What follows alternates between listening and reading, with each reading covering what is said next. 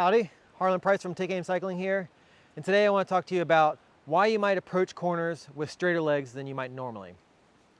Traditionally, we've been told for cornering that we need to be low, and oftentimes we've been told you're not low enough, so you get even lower.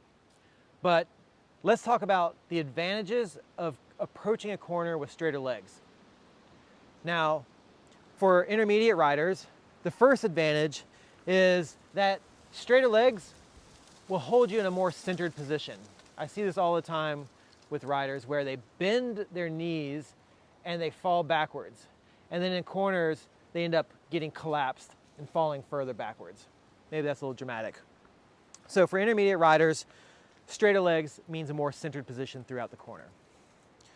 For advanced riders, straighter legs means that you're actually stronger and you can push back against the forces of the corner.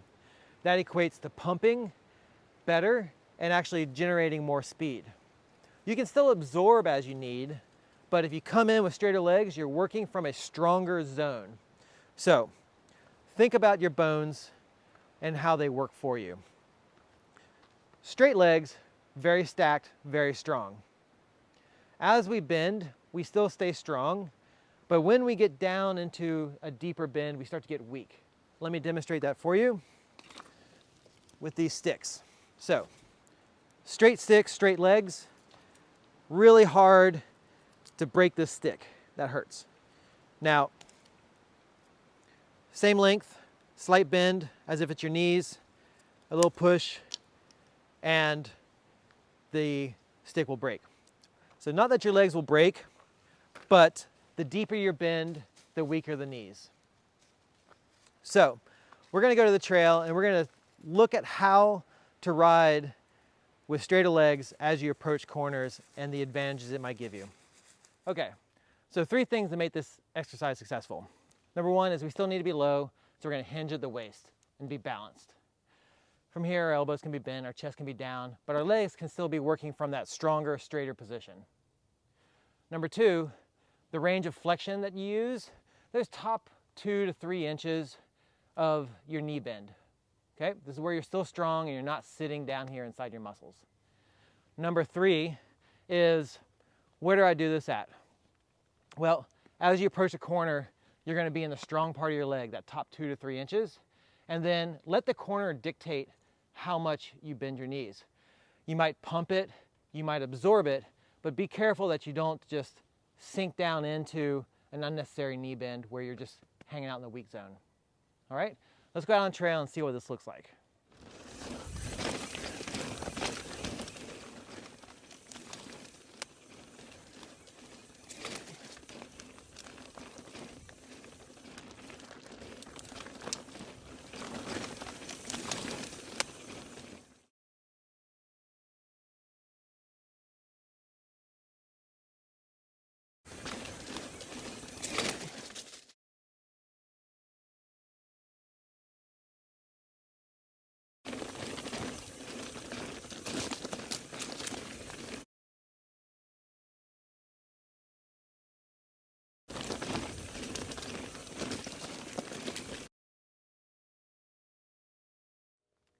So there you have it. Today we explored long legs when cornering. For intermediate riders, this is good to help you stay centered and avoid collapsing backwards into weak bent legs. For advanced riders, this allows us to be more dynamic.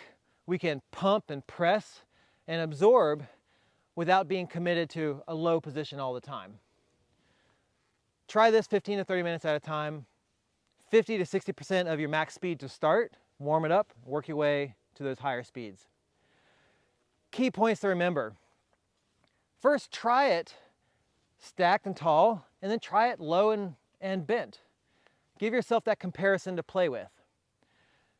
Next thing is the key components, hinged at the waist and balanced to start off. That helps us get low. Our knees are from straight, just slightly broken, loose legs. Okay, that's the approach. And then in the corners, we let the corners dictate how much we press or pump or absorb. Okay, just watch out for automatically sinking in and getting squashed further into your bike without control. Harlan Price, Take Aim Cycling. Thanks for hanging out with me. If you have any questions, feel free to email me, message me, and we'll work on those.